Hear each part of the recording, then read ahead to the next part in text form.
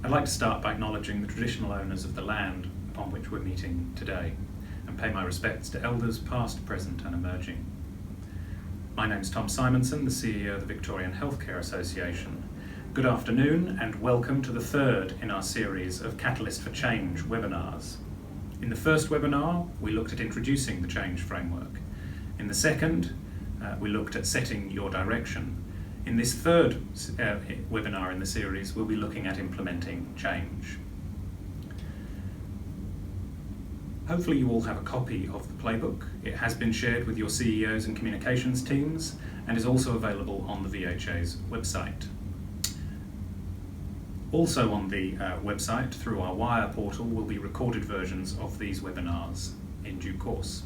I'd also like to acknowledge the generous support of the Department of Health and Human Services, who've funded this work through the NDIS Transition Support Package Programme.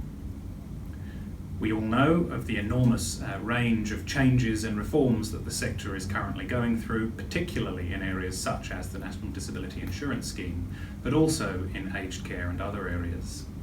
We've developed this playbook to help support services and professionals through that change. And that's also the reason that we've produced this series of webinars.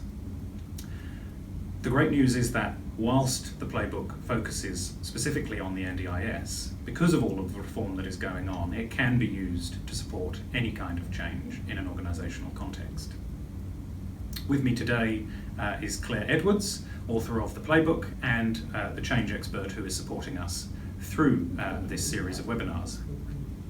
Claire lives and breathes healthcare transformation and has worked for over 2 decades with a range of organisations across public, not-for-profit and private sectors. Also joining us today is guest speaker Mr. Kieran Murray, Director at consultancy Foresight Lane. Kieran has led transformative initiatives across the health, education and community sectors. He's skilled at strategy and innovation and enjoys helping organisations to adopt enterprising approaches to deliver on their purpose and their mission. With the extensive experience that he has working with communities and all tiers of government, Kieran is at the forefront of trialling new methods for engaging communities as co-designers and co-producers of new models and services. He's skilled at leading multi-stakeholder collaborations and assessing the most effective way to achieve positive and sustainable change in complex settings. As outlined on your screens, there will be opportunities to ask questions at the end of the webinar, but for now, please welcome Claire with webinar number 3, Implementing Change. Hi everybody and welcome to webinar 3, which is about implementing change. And with me today is Kieran Murray, and we'll be hearing from Kieran a little bit later on in the webinar. But I'd like to take this opportunity to talk to you about implementation of change and also how you can best achieve and do this. So the middle part of the framework, and for all of you who have been joining us on the webinars each fortnight that we've been running these, will be familiar with the 3 loops that make up implementing change.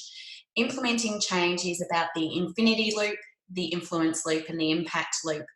And when we're going to take a bit of a deeper dive into those 3 loops today and really focus in on how we can best implement change within the organisation. So last webinar we spoke about our direction and getting really clear on what it was that needed to change within the organisation. And so now with clarity on what it is that needs to change, we looked at the current state, the desired future state, and what it was that needed to transition us from the current state to the future state. So what changes we needed to undertake. The implementation component of the framework really enables you to take one of those things that you've identified as part of the transition plan and really take a deeper dive into understanding it more and getting much greater clarity on what's going to be involved in making that change happen. So the infinity loop has a series of steps in it, and there are 5 steps in all. One is evaluate, or is first one is taking a deeper dive and understanding the change that you're making. The second step is to design that change. Then there's decide, deploy and evaluate. So in this first step of exploring the change, what we're really trying to do is understand, did we in fact identify the right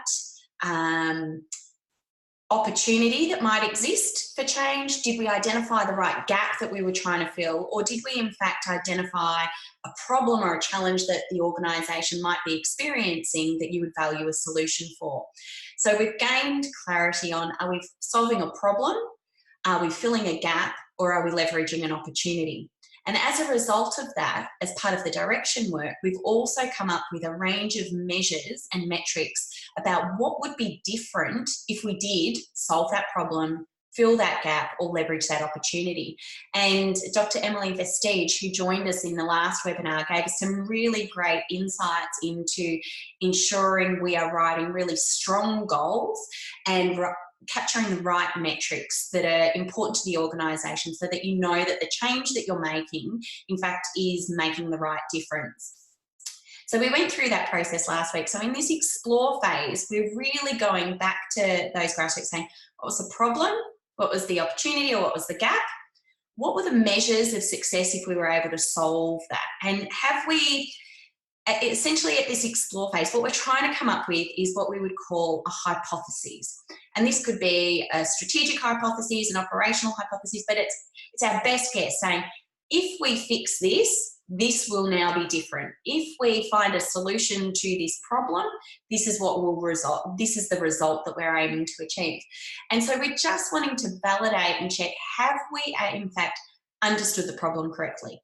Have we really evaluated how big the gap might be that we're trying to fill?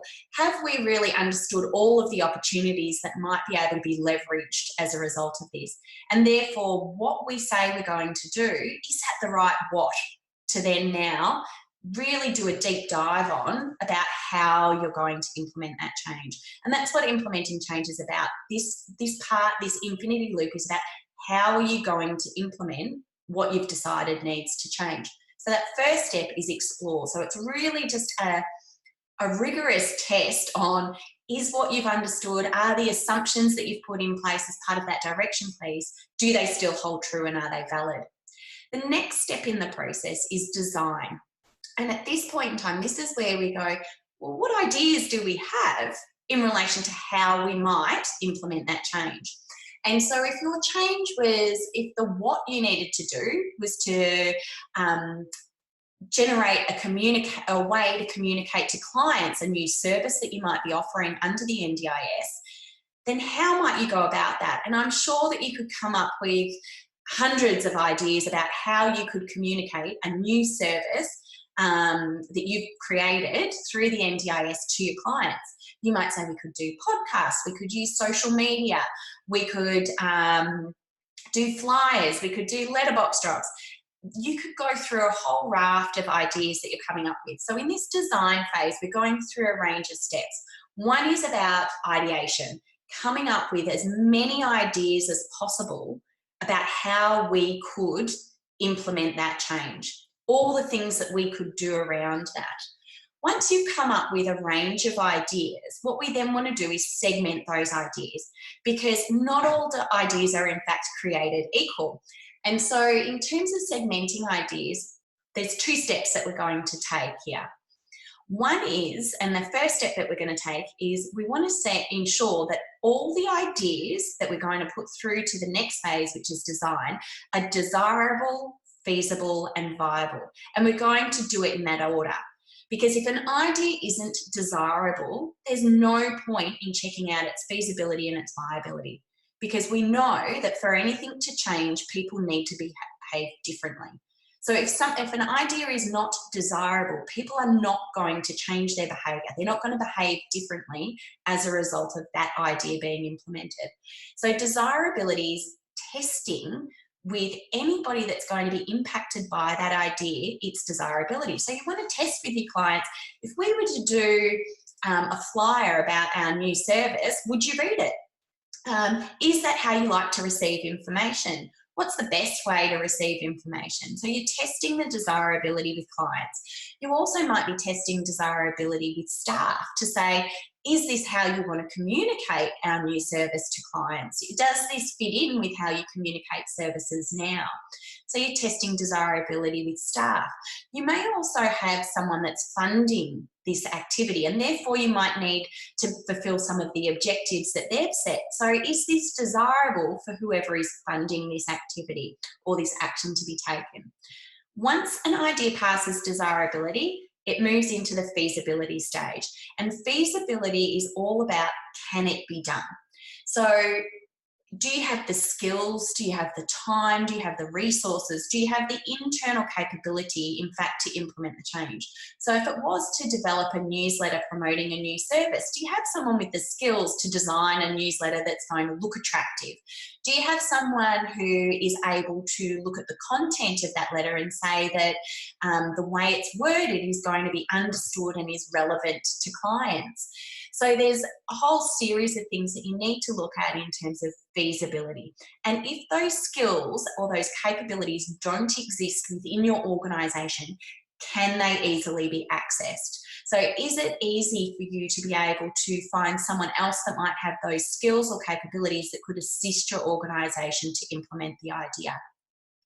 Once it's past desirability, it can then move into viability. So is your idea financially viable? And quite often we start with ideas looking at their viability, and I think that's the wrong place to start. I actually think once you know you've got something that's desirable, you can do it, there are many ways in which you can find to make it viable. Now, it may not be viable in the first instance. You may need financial assistance from a funder for the first year or the second year until it is financially viable within the organisation. So viability is looking at, can you either access funding? Can you self-fund? Is there a way it could be done in kind? So there's a whole range of ways to look at viability of ideas and the viability of the idea that you're trying to implement. And I would say that's the last bit that you check. Now, once an idea passes the desirability, feasibility, viability stage, I call it an idea that, yes, we can do it. But that's not the end, because even though it's an idea that can be implemented, you might have 3 or 4 ideas that could be implemented within the organisation. And so it goes through another layer, another segmenting process, which is actually looking at how risky the organisation might see this idea to be. And so we use a tool that's called the 3 Horizons that was developed by Jeff Sharp, and he wrote about this in his book, The Patterning of Hope. And he segments ideas into Horizon 1, Horizon 2 negative, Horizon 2 plus, and Horizon 3. And essentially, Horizon 3 is something that's far more transformative, something that is going to require new ways of thinking, new ways of doing things, new ways of behaving. And so it might feel a little risque to your organisation. Whereas ideas that sit in Horizon 1 are what we're more familiar with in healthcare around continuous quality improvement. It might be using a tool that exists but in a slightly different way. It could be something that's very familiar in another industry that we're now bringing across to healthcare. So these horizons, in the way in which we're using them to segment ideas here, is really based on how innovative, I guess, your organisation is. And then your organisation may not be at the stage where it is wanting to really challenge and push and lead and do things differently. It might still need just some ideas that are a slight or incremental improvement on what's currently there. So we then segment our ideas into those 3 categories. And from there, we then prioritise them based on what we know. So all of this information is going to the decide phase, which is phase 3 in the implementation, in the impact loop. And in phase 3, it's the decision maker who is saying, yep, this is now the idea that we're going to go ahead with. So what we want to be able to do is, through understanding the risk levels or the level of change that may be required in relation to that single idea, where would that sit? How comfortably would that sit within our organisation? And therefore, how might we prioritise those ideas? So we prioritise, so 4 ideas get through to the yes we can. We're then segmenting those ideas across the 3 horizons. We're then prioritising those ideas, and we're sending that information up to the decision maker within the organisation. And we're saying to the decision maker within the organisation, this is the problem, gap, or opportunity that we're trying to work on. This is what we want to be different, and this is now how we think we could best do it. Here's the first option, here's the second option, here's the third, and here's the fourth. It is then up to the decision maker within the organisation to select the idea that is actually going to get implemented. And so at that decision phase, they're selecting their preferred idea, and that's the idea that you now move into the remaining part of the infinity loop with. And so you've got greater clarity on how you're now going to make this idea come through to fruition. What you also have is greater clarity on, when it comes to the evaluation part of the framework, the measures that you're going to say has this idea in fact achieved what we intended it to achieve? So you've got the measures already because you did that in the first part of the framework under Explore. You've got what you're actually now going to do. You've got how you're going to do it. So you've got your framework for evaluation already set up as you're now going into the deploy phase. So to deploy an idea, this is where the other 2 loops kick in. We know that when you're designing ideas, if you can design ideas that require the least amount of behaviour change, so design them based on the environmental or the structural factors that exist. So if you can get ideas that require a minimal amount of behaviour change, they're going to be far more successful when it comes to implementation, because getting people to change their behaviours is actually the really tough part of change management. Getting people to behave in a new way without the right stimulus and without the right context and without some of the right drivers makes it really, really difficult. So picking up on that, what we now want to know is, how is this new thing that we're about to implement, this new way of doing something, how is that going to affect how you currently operate? So this is where we look at what's the impact of the idea and what's the impact on those individuals that are going to be affected by the change. And there's a process to understand that in relation to what are their current beliefs, what are the reframed beliefs that they need to have, and therefore how do you help people adjust what their beliefs are, because we know that behaviours are in fact influenced and come from beliefs. So we have an experience. From that experience, we formulate a narrative about what that experience is about. From that narrative, we come to a conclusion and we give that experience meaning. And as a result of that, we behave and act in a particular way. So what you need to understand is, what are the current experiences people have with what's already in place? And we also need to look at what now needs to change as a result of that experience when we're implementing our idea. Once we do that, we're going into implementing the idea, and I would always encourage an organisation to do, and you will have heard this concept quite often, the minimum viable product. So if you are doing a newsletter to promote, or you're doing a written piece of collateral to promote a new service that the organisation has, pick a target market, pick a cohort of your clients in which you can test that with. Don't go carte blanche and go out printing 5,000 copies of a brochure when you don't even know at this point in time if that's the right solution for the problem that you're trying to solve. If you don't know that that was the right solution for the gap you were trying to fill, that it was the right solution for the opportunity you were trying to leverage. So before you go and print 5,000 off, work out who you're going to test it with. Work out who it is that you want to trial this with, and create something as simple as possible. So you're not getting this fully blown and designed and getting editors in and all of those sorts of things. You kind of go, well, what's the minimum that we could get away with in trialing this idea to get a better sense if it's the right idea? Because as we said at the start, every change is just a hypothesis. At this point in time, until we actually start doing it, we're not going to have the right information. We're not going to have the right intelligence to know if this is in fact the right solution. So you go through the deployment component.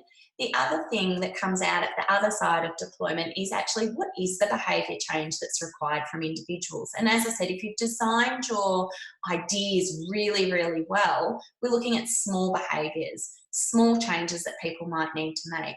And so there's a process which we call small steps, which is looking at what currently happens. So if you looked at a current pattern of behaviour and what needs to change in relation to the new pattern of behaviour, and how do you best support that within the organisation. So often we think that people behave as a homogenous group, and that when we deploy change, everybody's going to deploy it in the same way because we've designed a process around that, when in fact that's not how it works on the ground. So this is a very individualised activity that you would do with everybody that's going to be affected by the change. You're actually going to look at what do they currently do and what now needs to shift as a result of that, and how can you best support them. And there's some great tools and templates that exist within the playbook that actually helps you explore that and understand that and implement that. Now, the last part of the impact loop, which is the last part of implementation, is in fact evaluation. We need to know, is what we've done, all the actions that we've taken, has that created the difference that we needed to see? Now, if it hasn't created the difference, we go back to the decision maker, and this is why it's in the shape of an infinity loop. You're looping back to the decision maker to say, did it achieve a little bit of what we wanted it to do, and therefore we just need to tweak it? Did it completely achieve what we wanted to do, and therefore let's deploy it again, and we might make our minimum viable product a little bit more sophisticated this time around. We might go and deploy it a bit further. So we'll go through that process again. If it didn't achieve the difference that we were trying to make, and I think this is the most important one, particularly for healthcare providers, you stop doing it. Potentially it was the wrong idea. And so you might need to go back to your decision maker to say, idea number 2 that you selected really didn't make the difference that we thought it was. Do we go with one of our other prioritised ideas? Or do we actually have to go back to the explore phase to go, do we actually really understand the problem in the first instance? And therefore, as we've looped around in the ideas that we've come up with, did we do that whole process correctly? So this is why this decide part is so critical, because I think too often we continue to deploy, we continue to implement without stopping and checking in. Now, the infinity loop process, I say, is 90 days. You're wanting to check this stuff off in 90 days. So from deployment through to evaluation, 90-day gap. Because within 90 days, you should have an indication of how well things are influencing or affecting your data points. Now, 90 days also isn't a significant investment of time, energy and effort. And staff's time, energy and effort is limited. So we don't want them working on things for long periods of time that aren't in fact making the difference that we need them to make. And so this is the intent of the impact loop. It's getting you to take action faster, getting you to make decisions about the actions that you're taking more often. It's getting you to ensure that the actions that you're taking are in fact achieving the difference that you want to achieve. And that in essence is how the infinity loop works. So for every what that you've discovered at that direction phase, it should go through an infinity loop process. And we should keep looping around and either keep deploying and keep tweaking and reevaluating, because once an idea is no longer achieving the difference that it needs to achieve, potentially you need to go back and go, right, are we just in a maintenance phase? Or in fact, do we need to now do something completely different to actually take that next surge, to take that next step? So there is the question and answer function at the bottom of your screen. So if you have got questions about implementation and the infinity loop, influence loop and impact loop parts of the process, please load your questions because we'll be able to answer them at the end. But what I would like to do now is hand over to our guest speaker, Kieran Murray, who's going to do a bit of a deeper dive on the design part of the infinity loop and give us some more information about how we might ideate and come up with the right ideas and a breadth of ideas, so that we don't just stop at 5, a good one, a bad one, a couple of all right ones, but the one that we really want to implement. We actually need to push through that barrier, because the more ideas that you come up with, the greater the opportunities. So with that, I'd like to hand over to Kieran. Thanks, Claire. Yeah, so it's good to go back now, having been through the loops, to the ideation phase. And I'm going to take us back a step even further than that, and really engage with the question of how do we lay the foundations for coming up with good ideas. And most of our work is with organisations who are really looking at ways to transform their future, either in terms of how they deliver their services or how they're organised. So more specifically, I'll be talking to how we think about actually generating ideas that are at the transformative edge as opposed to the incremental change edge. Again, is an important part of the change equation, but it's really useful, in a sense, to start to think about how do we generate those really creative ideas that have the potential to make a really substantial and enduring impact. So I will just talk through, firstly, the 3 horizons briefly, because this just gives us a good, simple way. We do a lot of futures thinking with our clients. It's a really nice, simple way of thinking about the different degrees of change. So as you talked about, Claire, business as usual is the status quo, the conventional way of doing things. Very important in organisations, in sectors, in society, that we're ordered, that we're organised, that we know how things function. So business as usual isn't a bad thing. It's there to make sure we know that if we do X, this is the sort of outcome that will be achieved. Or if we need something, this is where we can go. But it maintains itself. Its job isn't actually to change. Its job is to kind of be predictive, to have control, to maintain order. It adheres to its traditional structures and power dynamics. Resources flow in a particular way. We see the world in a particular way. The practices are all established. So business as usual is there. Horizon 3, we tend to not worry too much, even though I'm a futurist and love this kind of edge of things.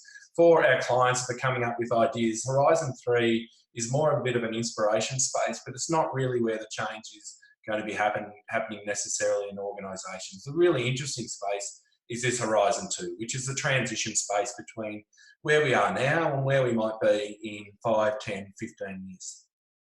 We can all agree that business as usual now looks different than it did 10, 15 years ago. So that transition zone is really, really important. And we break Horizon 2 up into 2 segments. One is Horizon 2 minus, which is all about that kind of incremental change, just adaptation, sometimes called Horizon 1 capture, because as I mentioned, Horizon 1 is where most of the kind of resources are, where the power structures are, where the decisions flow in a particular way. So it's almost like a whirlpool that when we get these ideas, it kind of sucks them back into being fairly conventional. So Horizon 2 minus is that incremental change, but Horizon 2 plus is where we're going to be talking into for the next few moments, which is really this transformative change. And this is really where, if we're moving into this space, we're really looking to discover, to make, to unleash. It's really exploratory. So we don't actually know necessarily what the impact or how our ideas will play out in this space. But one way, if you can tell if you've got a Horizon 2 plus idea or it's Horizon 2 minus, is to work out whether you're actually flipping the dynamics in business as usual. So are we flipping the power dynamics? Are we totally thinking differently about how the resources flow and who has control of the resources? Is the world view through which we're actually coming up with this idea completely different? So that's one way of sort of understanding the difference, is if we're flipping some of the conventional ways that business as usual is doing things, we're starting to move into this Horizon 2 plus zone. Which means that if we're looking to design ideas or come up with ideas, we can just start thinking about it in terms of understanding whether we're trying to really just do ideation within our conventional paradigms and systems, or whether we're moving more over to this Horizon 2 plus space, a bit of Horizon 2 minus, where we're starting to pick up on the new way of doing things. Or are we even heading further out to new and totally transformative ideas? Again, most of the time for clients, and I would think most of the people working in the healthcare system, if you're looking for ideation that will make a difference and transform, we're probably looking in this middle zone around coming up with ideas that really capitalise on the emerging way of doing things that is not the business as usual, but it's started to establish a footprint. Another way then is starting to go, well, where do we want to actually point into change? What are the levers for change that actually we want to make a difference around? And this is just an integral framework, again, that we use in the future space to think about the different components of our systems and where we might look to come up with sort of new ideas. So are we looking for ideas that change our hearts and minds around things? Are we looking for ideas that are about transforming relationships and culture? Are we looking for ideas that actually transform behaviours and skills? Or are we looking for ideas that are transforming the systems or the technologies we use or how resources are used? So again, just to point out that you want to be a little bit clear about where your ideation is taking place. Ideation that's just kind of, any idea is a good idea is true, but the more you can be clear on where you actually want to make a difference before you get into your ideation, the better chance you give yourself of really doing some good work once you get there. So one of the tools, you don't need to obviously read this, I'll just talk into a couple of these points. One of the tools that we find, or processes that works really well for people in helping them think about what's a conventional idea versus what might be a transformative idea, is to actually list all of the assumptions, all the habits, the patterns and structures that keep a particular kind of service system in place. And so just some examples here. This is actually, I didn't put a health one up deliberately because just to take us out of the sector, but this is in a community sector organisation who looked at laying out all of those kind of traditional ways of doing things. Like we use targets, numbers and compliance to monitor performance. Our workforce is siloed and values specialisation. The service models are standardised for efficiencies and delivery at scale. Funding comes from government and resources are limited. So we get them to lay all of that out, and this is something you can do pretty easily. You can use this to think about some of the kind of points that you might lay the assumptions around, like workforce, where things happen, how resources flow, mission, all of those various things. And then simply what we ask participants to do, or what you can do, is flip that. So what's a totally different way of actually thinking about performance and performance monitoring? So an example here around workforce, from siloed and specialisation to diverse, flexible and integrated. From professionals are the experts to people are the experts in their own lives.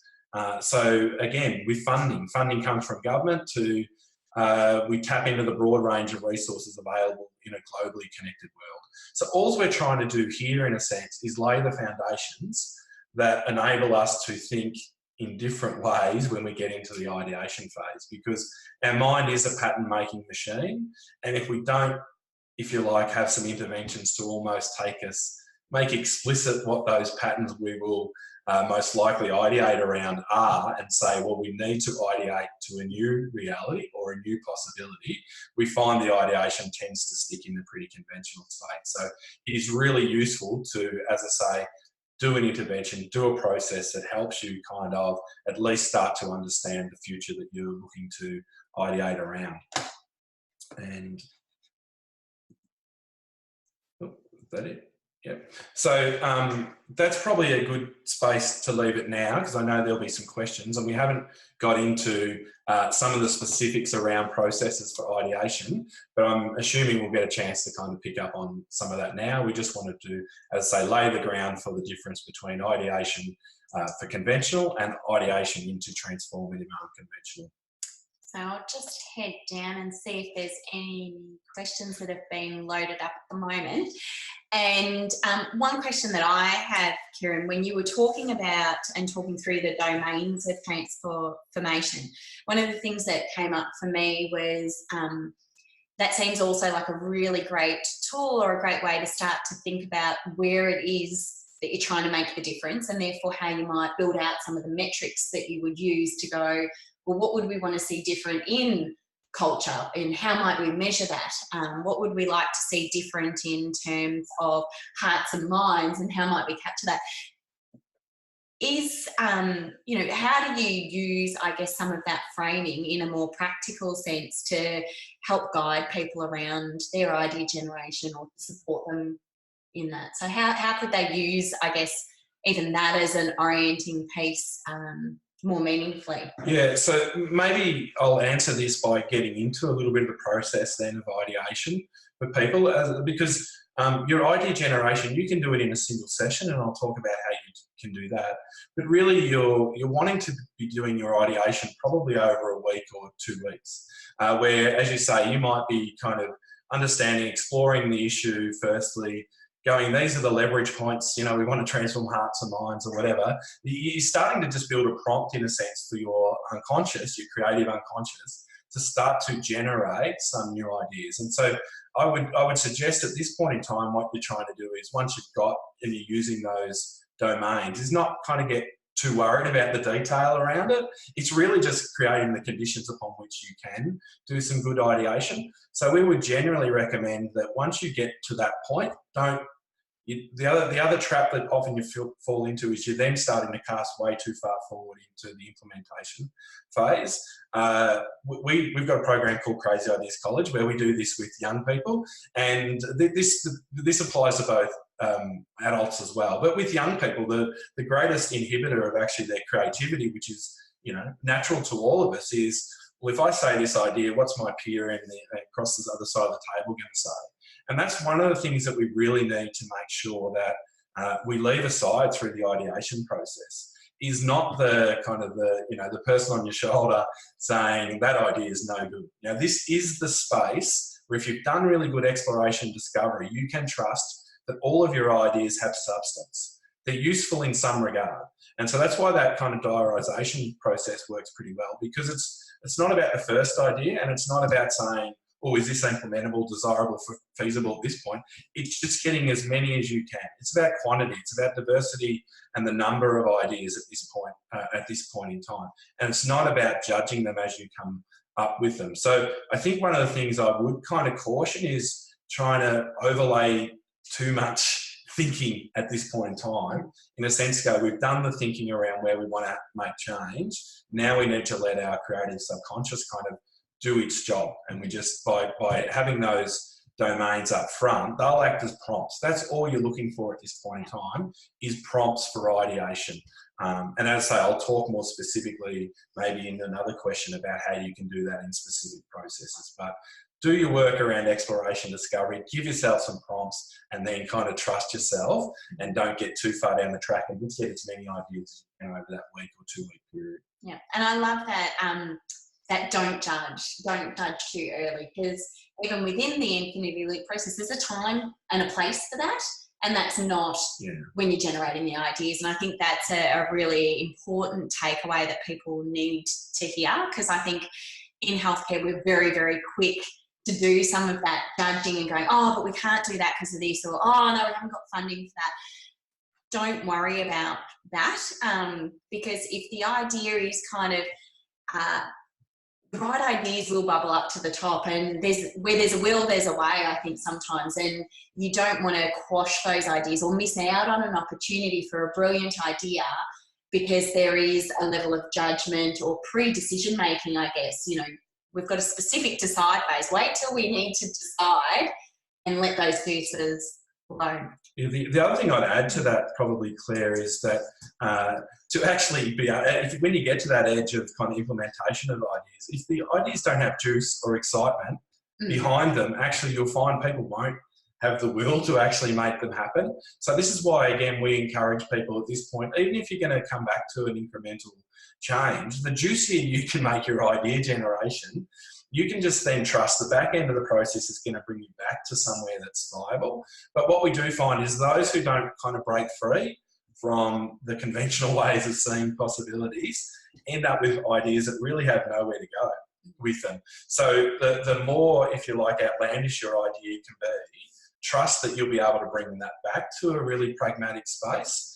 But that if you just start with pragmatic kind of practical ideas, you actually there's not enough juice or energy or pathway development in them to actually take them somewhere interesting. Every idea will lead you somewhere. So even that outlandish idea will take you somewhere else that's actually potentially a really interesting place to be. Yeah. And I think it is that do the work up front. I know Dan Gregory and Kieran Flanagan, who run the Impossible Institute, they often talk about, people ask them why are they so creative, and they say actually we're no more creative than anybody else, it's just we work harder, and the way they work harder is they generate more ideas and they don't discredit things that are outlandish, because exactly as you said, that leads to other possibilities and stretches their thinking about also what is possible as well. So I think it's a beautiful way to think about, you don't know where you might end up, and if you're not including those sorts of ideas in, you could inhibit where you might end up as well. We've got a question here that might lead into the process question, which is, do you have any creative ideas for getting a small team together to generate ideas? Because what do you do if you've only got a few people in your organisation? Probably feels like the pressure's on to come up with lots of ideas. So how can you generate a whole heap of ideas with a small team? Yeah, again, so I think just having that clarity of focus around what the problem is that you're trying to solve through your innovation is always going to be important. So ensuring everyone who's coming into that process is understanding around the problem that you're trying to solve. I would think with a small team, again, if you can allow that week kind of lead up where at least they know they're coming together in a week's time, but here's the problem we're trying to solve. I would also perhaps at that point in time give them, it's all just about that prompt, that priming. So if you've got a couple of really outlandish examples you can find that might be directly relatable in your sector, but just get people to do a tiny little bit of scanning prior to coming together. But then when you do come together, one of the things that we do need to do really early in this ideation process is kind of leave our logical brain behind, again, like that person on the shoulder kind of going, you can't do that, you can't do this, what about implementation?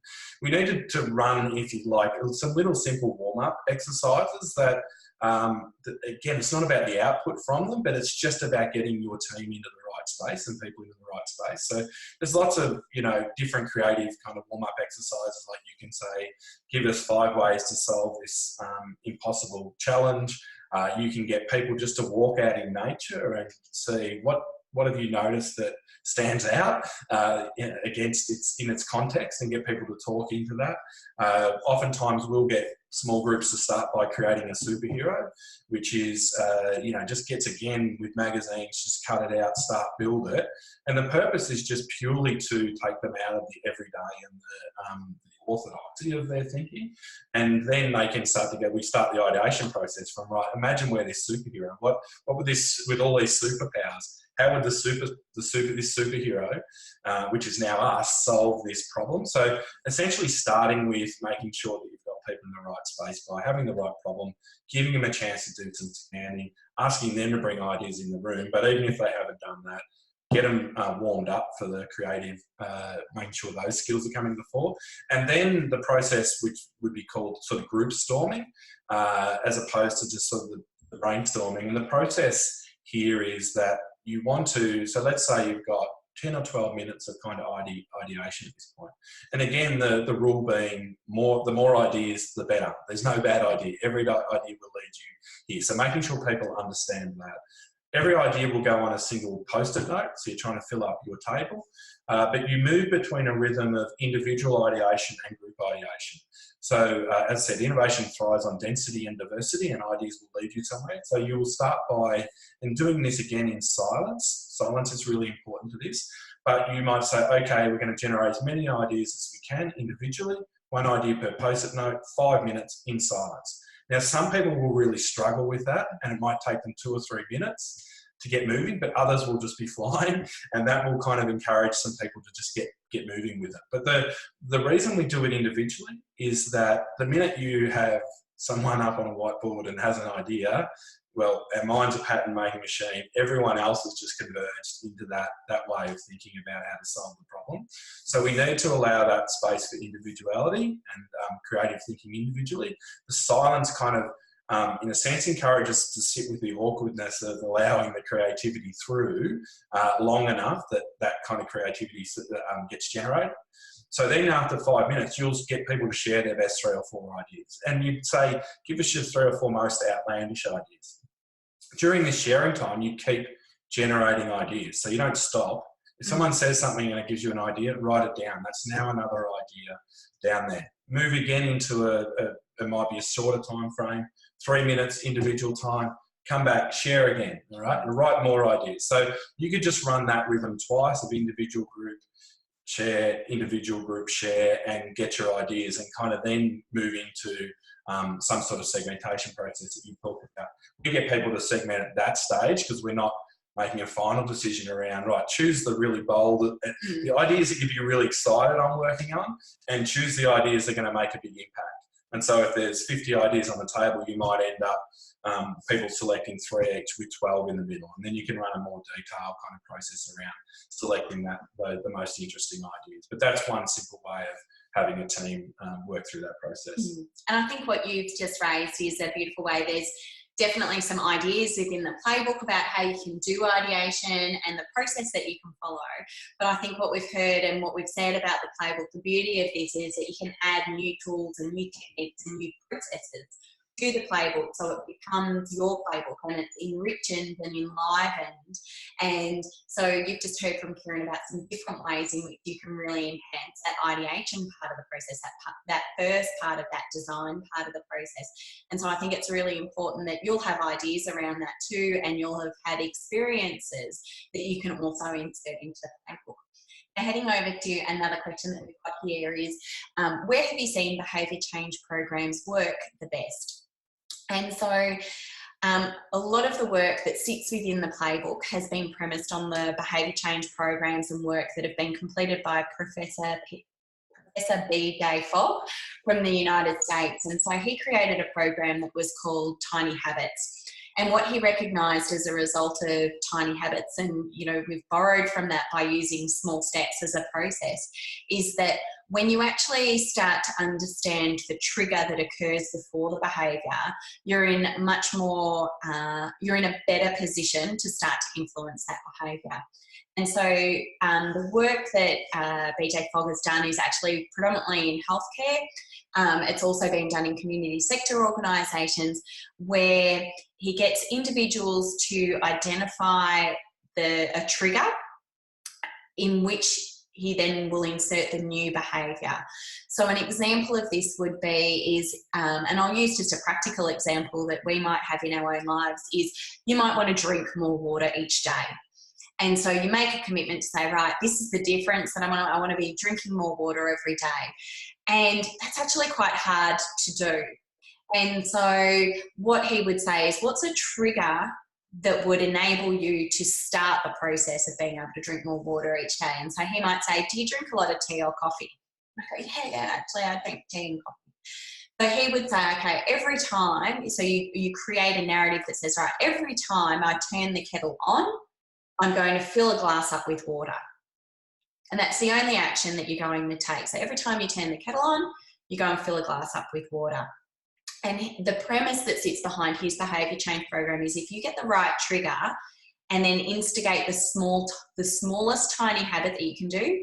So you're not even trying to drink water at that stage. All you're trying to do is fill a glass with water. And what you do is you identify the trigger, you identify the behaviour that you're going to insert in that's attached to that trigger. And then when you fill that glass of water, you do an internal, or it could be external, celebration. So you fill the glass with water, you put that glass down, and you might say to yourself, woohoo, nailed it. And off you go. And what he actually has found in terms of behaviour change, if you make these steps tiny enough and you find the right trigger, in fact, what will then occur is you'll turn the kettle on, you'll fill the glass with water, and you might take a sip or two.